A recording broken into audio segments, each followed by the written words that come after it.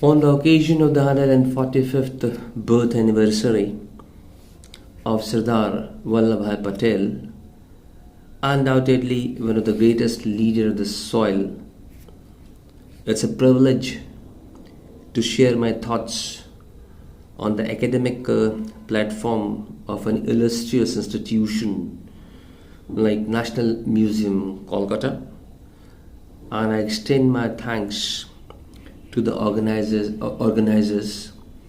for providing me a chance to share few things regarding Sardar Vallabhbhai Patel, whatever I could gather and whatever I could say, understand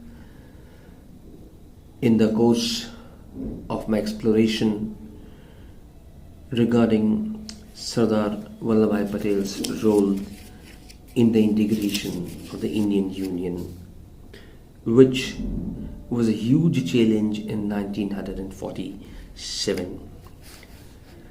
However, the problems of the native states, of the princely states, is a big issue. But today I would like to concentrate on a particular princely state, that is Hyderabad, and how it was a challenge for Sardar Patel to integrate Hyderabad into the Indian Union.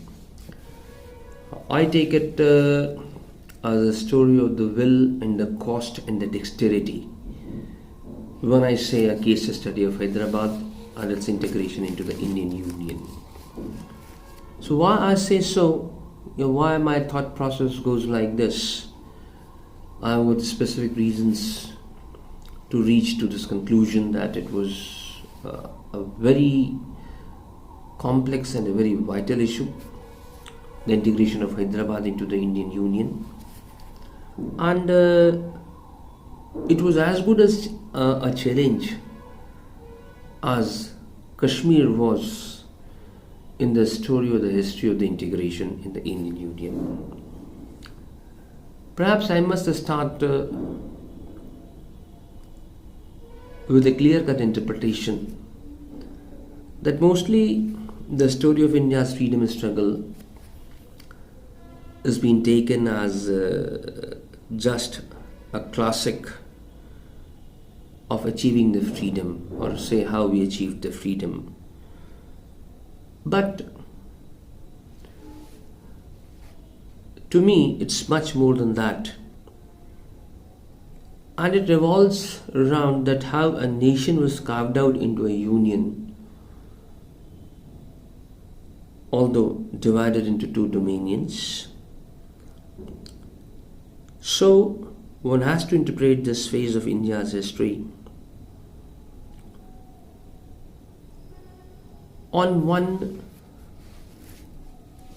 underlying issue, that a narrative was built up that the administrative unity was provided through the political process of the colonial government in India precisely after 1857. But what kind of administrative unity it was, one has to look into it. And in a brief, I can say that we all are aware that at the time of the independence there were 565 native states of the princely states, and 23% of the populace of the country was residing in these native states, and geographically they were covering an area of 40% of the Indian Union till 1947. It is also a well-known fact that post 1857, as the nationalist pressure started to grow, the importance of these princely states also multiplied as collaborators to the colonial masters. Precisely based on the principle of the British paramountcy, here the word paramountcy is technical and very important to understand.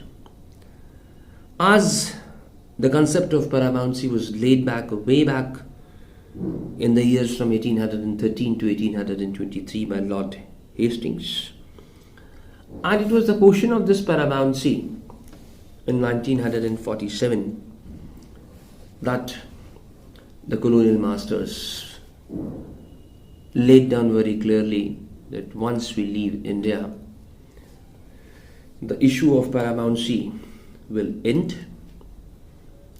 and the princely states are free to decide regarding their integration in the unions which were carved out after the after the passage of the colonial government in India. Out of these it would be important to underline here that few of the princely states claimed their origin, their ancestry from the ancient times, and it was a tough task to integrate them into the Indian Union. But somehow or the other, this side of the story of the Indian history has not been discussed at length which it deserves. Thus, the story of the integration of the princely states in the Indian Union can be regarded, as by my perception goes, as one of the most important themes in the building of modern India. And that is where Sardar Vallabhbhai Patel stands tall regarding the integration of these princely states.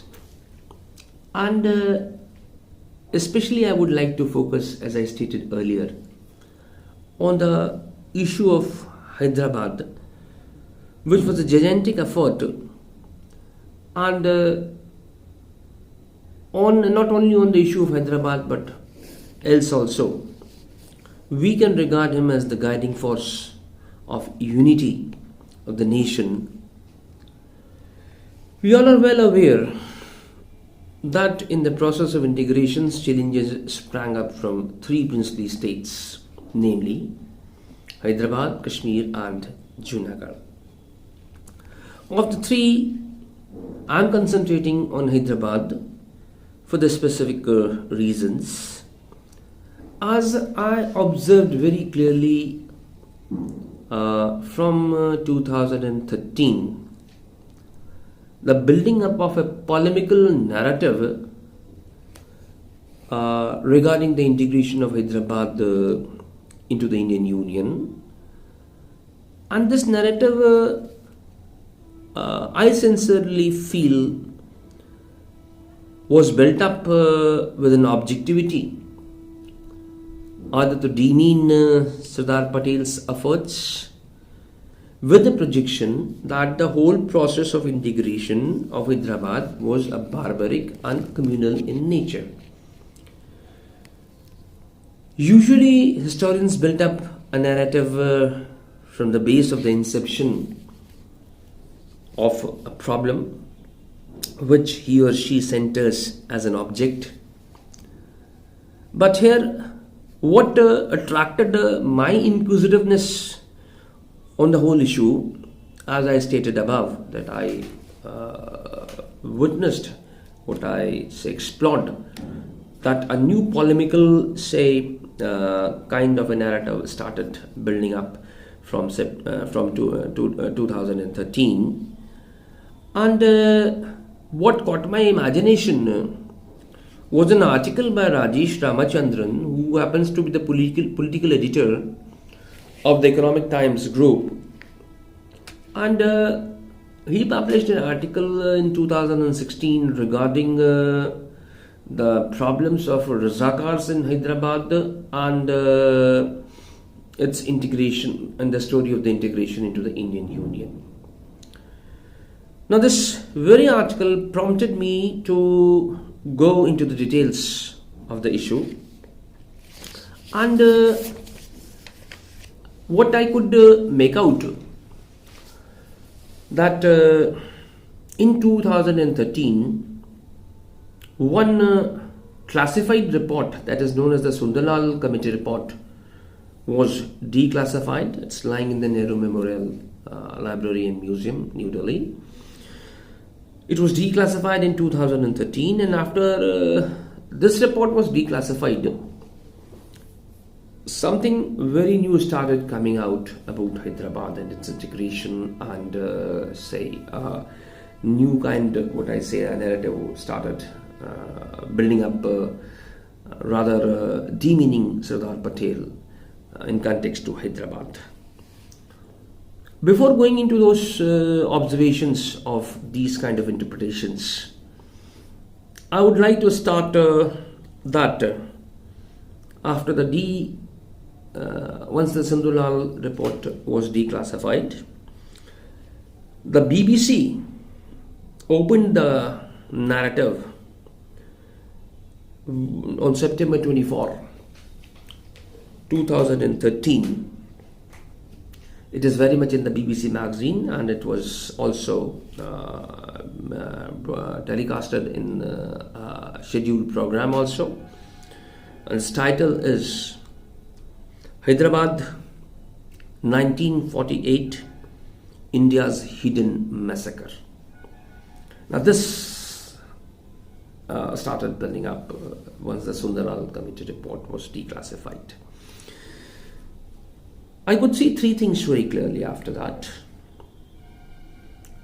One, that Operation Polo or the Operation Police, which is the technical name given to get Hyderabad integrated, or the action which had to be taken to get Hyderabad integrated into the Indian Union, was a brainchild of Sardar Vallabhbhai Patel, and it was a most barbarous act by the government of India, the way Hyderabad was integrated. That was the first thing that I could make out from 2013 onwards. Second thing that I could get hold of, or my observation suggests, is that Sardar Patel has not much to do with Hyderabad's integration. As prior to 1948, there was a very powerful communist movement going on in Hyderabad, and the Deshmukhs were removed by the peasantry with the support of the communist movement. And basically it was these communists who were helped by the government of India or by Sardar Patel, and it was due to their doings only that the integration of Hyderabad was made possible to India. Now the third narrative suggests that Sardar Patel was very busy with the problems of ongoing Kashmir's problem. He hardly had any time for Hyderabad, and a certain community from Sholapur region was provided with arms and ammunitions and helps, various kind of necessities which were required to create a problem in Hyderabad or to create a scene in Hyderabad. And through the regions of Marathwada, they entered Hyderabad and created all the ruckus, and that gave an opportunity to Sardar Patel or to the government of India that stern action like Operation Polo should go ahead in Hyderabad, which was barbarous and which was communal in character. Interestingly, before 2013, with a certain objectivity, I'm not going to name the author, neither I'm going to name the book. In 2009, a publication came out regarding the builders of modern India, in which 19 Indians are being listed as builders of the modern India. Interestingly, Sardar Patel does not find a place in this, and few corporate houses voted this work as one of the best work of the decade. Anyhow, not going into these arguments, concentrating on the issue of Hyderabad itself. Uh, Again, I started searching that what problems were there in Hyderabad, and why this kind of a new narrative is being built up after the Sundarlal Committee report was opened. But here I would like to comment the Sundarlal Committee report was not an investigating report. Sundarlal and his team visited Hyderabad on a goodwill mission, and there they had got a few data collected regarding what has happened, of which I'll speak in the later part of my talk. On September 14, 2013, again there was an article in the one of the national dailies, The Hindu, and it was written by Golapudi Srinivasa Rao.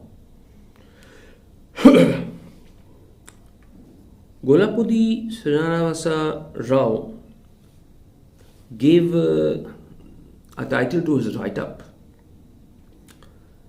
Survivors of Razakar's Brutality, Reminiscences. Now, I saw that Razakar issue in 2016, now got back to 2014. Survivors of Razakar's Brutality, that again prompted me to look into what was the issue, what was going on in Hyderabad, and why this new kind of narrative building is being done after 2013. And this is the right occasion to speak about it, because it is the 145th birth anniversary of this great leader, as I said, the son of the soil. Golapudi wrote an account of a survivor of Razakar brutality. It is basically a story of a village in Hyderabad named Bhairanpalli. It is a tiny village, and it became a symbol of resistance and defiance and dissent against the Razakari. Golapudi writes the reminiscences of one survivor from this village who is aged 90 at the time when this article is being written, and his name is N. Maliha. N. Maliha recounts that in a single day, the Razakars killed 70 of the village men in this tiny village Bhairanpalli. And how he survived, it was asked, and he said that we were made to stand in a straight line, and to save the bullets, a rifle bullet, they used to fire a rifle bullet, and it used to kill 5 or 6 people in single shot. So accidentally that bullet brushed my shoulder, and I fell into the heap of the corpse, and I was taken dead. But that is how I survived. I was a boy at that age. And there are other also accounts that he gives, or what Golapudi has written, but I'm not going into the details of this. It is just, it was a matter of exploration to know and to understand the connectivity between the Sundarlal Committee report and the Hyderabad issue and Sardar Patel, and the cost and the will and the dexterity with which the whole issue was handled by him. So I should move ahead, not getting into the Razakari much. But one has to look into the background of things.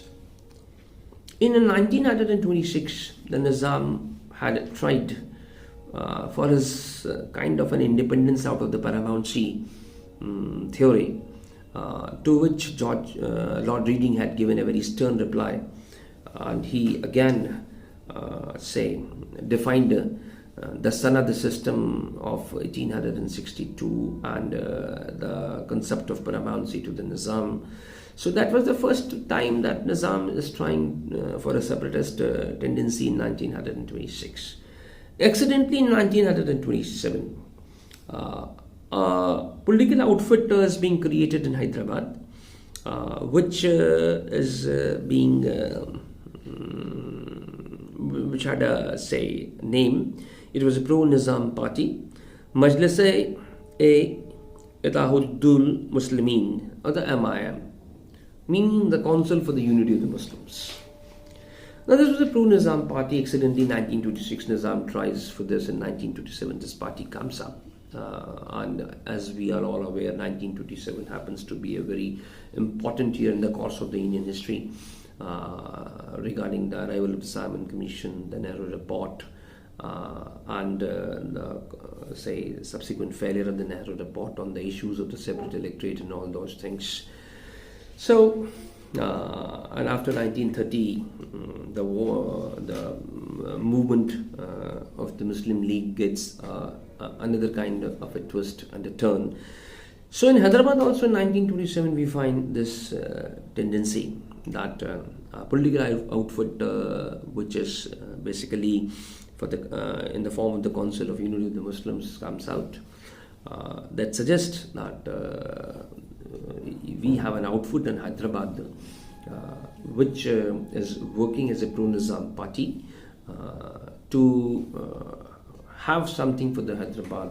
I don't have any time to get into those details.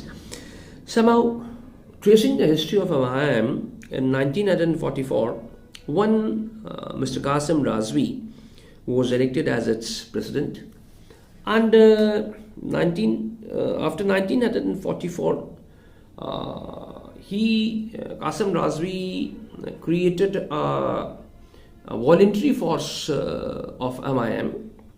They are also known as the voluntary guards, who are very well armed, and these voluntary guards were termed as Razakars in Hyderabad, and they became so effective by 1947 that Nizam is literally playing in the hands of these Razakari forces. And we all know that in 1947 Hyderabad entered into a standstill agreement with the government of India, that it will take time to decide upon its course of action. But within that time period, much is happening in Hyderabad which needs to have a proper look. But let me come, considering the paucity of the time, let me come directly to the issue. Lot of atrocities are going on in Hyderabad through these Razakars or this private army of Razvi, and by that time, during the course of the standstill agreement, there's one very young officer appointed in Hyderabad who happens to be very close to Sardar Vallabhbhai Patel. He's one Mr. Nair. And through Mr. Nair and other agencies, Sardar Patel is very busy in, having a dossier or the state of things which are happening in Hyderabad. And one thing that is being suggested very clearly is that there is a huge exodus of the Hindu community from Hyderabad due to this Razakari issues and Razakari problem and their atrocities and their brutalities. And during the standstill agreement, there is a dossier that has been presented to Sardar Vallabhbhai Patel that contains 4 very important issues regarding the activities of the Nizam and what is happening in Hyderabad in 1947 and 48 during the course of this standstill agreement. Number one, since Hyderabad was a landlocked country, there are certain, deliberations going on with the government of Pakistan regarding the opening of the Karachi port for state of Hyderabad. Karachi is far away from Hyderabad, and what Karachi has to do, it has to do something which can be looked by the young researchers into the details of the things.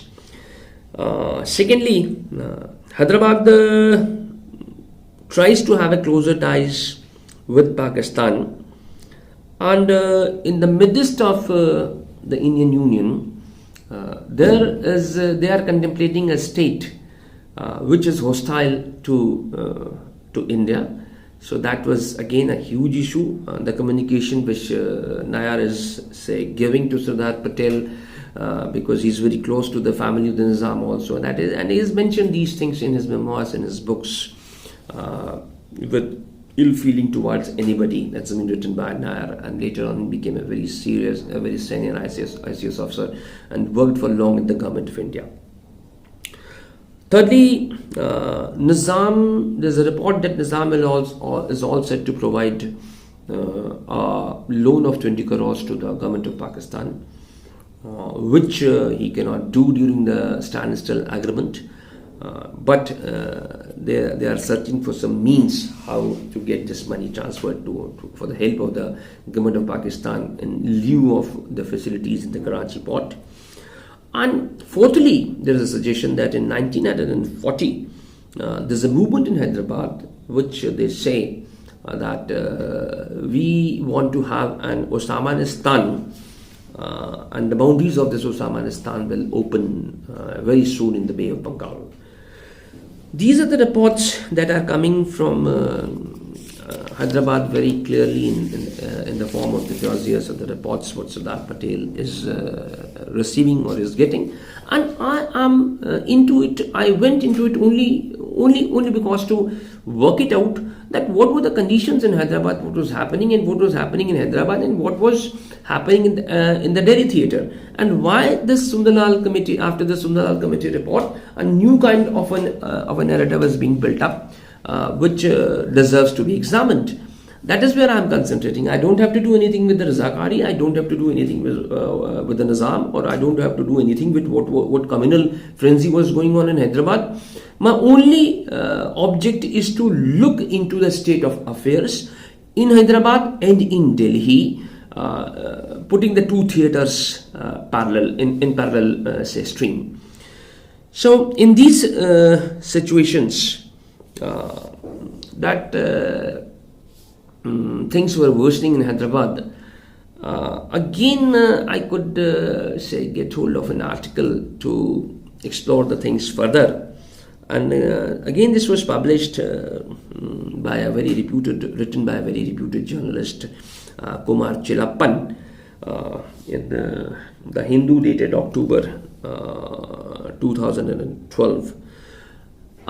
In this article, Chilappan widely quotes Nayar, who was present in this meeting of which Chilappan is writing about, that regarding Hyderabad, issues came up face to face between Sardar Patel and Pandit Jawaharlal Nehru ji. So Pandit Jawaharlal Nehru had a thought process that it must not become an international affair, whereas Sardar Patel was of the opinion that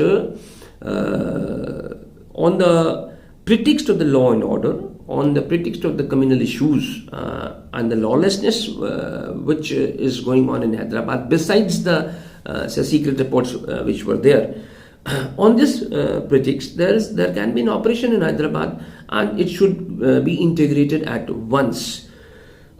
So there was a huge debate between these two leaders regarding Hyderabad, which Chilappan writes very extensively, quoting A.K. Nayar's book No Ill Feeling to Anybody.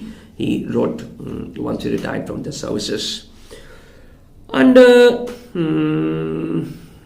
I'm not sure about it, but Chilappan has categorically written that after this meeting there was some huge kind of differences between these two leaders regarding the issue of Hyderabad. But Sardar Patel went ahead with his own plan of action, and as all we know, on the basis of this dossier and the happenings which were going on in Hyderabad, the Operation Polo, or the police action, was taken, and within 5 days Hyderabad was integrated into the Indian Union. Now, coming on to the Sundarlal report, of which I gave a hint that after 2020 a new kind of polemical narrative started coming up, and I quoted the start of this narrative from the BBC News, the Hidden Massacre. Now, the Sundarlal Committee report, initially I must, and I again reiterate that it was not an investigating agency. Uh, it was basically more or less a goodwill mission with a few gentlemen sent to Hyderabad, and it gives a rough estimate that from ranging from 27,000 to 40,000 people belonging to a particular community were killed during the Operation Polo in Hyderabad. Within a short stay, Sunal committee could gather this. It is undoubtedly a very meritorious work on their part. Interestingly, there is one very important factor to be examined, or we should look at what has been mentioned in this report. They categorically suggest that the regions where the killing is most during this Operation Polo, or the people perished during the Operation Polo in Hyderabad, they specify the regions as Osmanabad, Gulbarga, Bidar, and Nandir.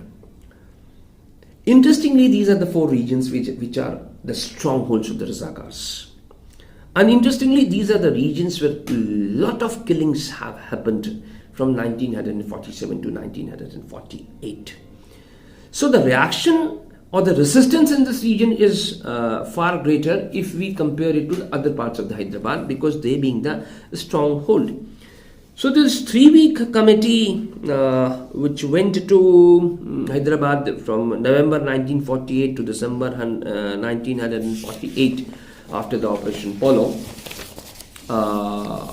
suggests these things which are to be looked upon, and what is the reason why such kind of an skirmish took place in the regions which are being mentioned by the Sunderlal committee, and we can very well connect and interpret that these are the regions where lot of which were the strongholds of the Razakars in Hyderabad. Again, there is important column written by one Syed Ali Mujtaba in Chennai, who wrote on September 29, 2013. So that's what I said, 2013 afterwards, the Sunderlal Committee report.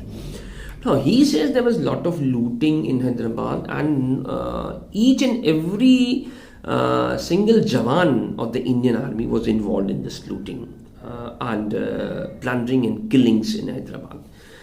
So now this is one more important thing, that the whole Indian Army is now being projected as a band of invaders or looters, and I don't know from where this data comes out that every Jawan was involved in doing such things in Hyderabad. So this again needs an examination. Anyhow, regarding Razvi, we have to look into it, what happened after the integration of the Hyderabad. He was arrested and a trial went on with the name of Bibipur Railway Station case. I'm not going again into those details with the paucity of the time that I have. Qasim Razvi was sentenced, but in 1900 somewhere 57, he was released with a condition that he has to leave the country. Now, what prompted the government of India then that Razvi was asked to leave the country, only then he will be released? That was a condition that has to be looked into detail. He has done something very, heinous or grave, that a democratic country like India is saying that you have to leave India. And he left India and he got an exile in Pakistan, where he died in 1917 in Karachi, not with a very illustrious name, just as a commoner. He got the citizenship of Pakistan because he had to leave India. That was a condition that was affixed for his release.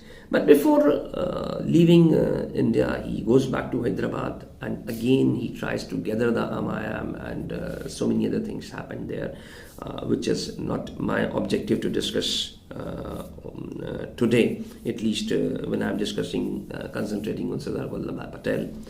So, this, if we have this kind of a background to the things, so my point of emphasis is that what is the cost that Sardar Patel had to pay in Delhi? What is the neatness with which he integrates Hyderabad into the Indian Union? What are the causes that he goes with a strong will that Hyderabad is to be integrated into the Indian Union, keeping the future of the Union in mind? That what will happen in the midst of the country if this state more tilted towards the government of Pakistan, what the dossier suggests exists? What is the future? What is going to be the future of the Union? So that was the will and the cost and the dexterity. All the three things, they have to be put together while going into any narrative, any kind of a narrative after 2013 that has started coming up, of which I have very clearly suggested my own thought process. And now, I would like to close my observation with from where I started regarding the integration of the princely states, and then I concentrated on Hyderabad. That a historian of repute, R.C. Majumdar, from the Vidya Bhavan series, he has written 4 wonderful lines about Hyderabad's integration and about Sardar Patel. And on his birth anniversary, I hope these lines must be quoted to end my thought process on this issue. And I quote R.C. Majumdar. The credit for this he means the integration of the princely states, and particularly the issue of Hyderabad. The credit for this, establishing a united political structure in the new dominion of India, must go principally to Sardar Patel. It was a great, though silent revolution. I put inverted commas in the quote, silent revolution. It was a great, though silent revolution, which did not attract as much notice as it deserved, unquoted. So this is how the contribution of the Iron Man is to be looked upon, and history suggests that the integration process of these princely states was a very tough affair, and the nation must remember the leader for the unity of the Indian Union on the 145th birth anniversary. With these thoughts, I again extend my thanks to the authorities of the National Museum, Kolkata, that on this important date they provided me with an opportunity to share some thought process regarding Sardar Vallabhbhai Patel and his contribution, specifically now concentrated to the case history of Hyderabad. Thank you all.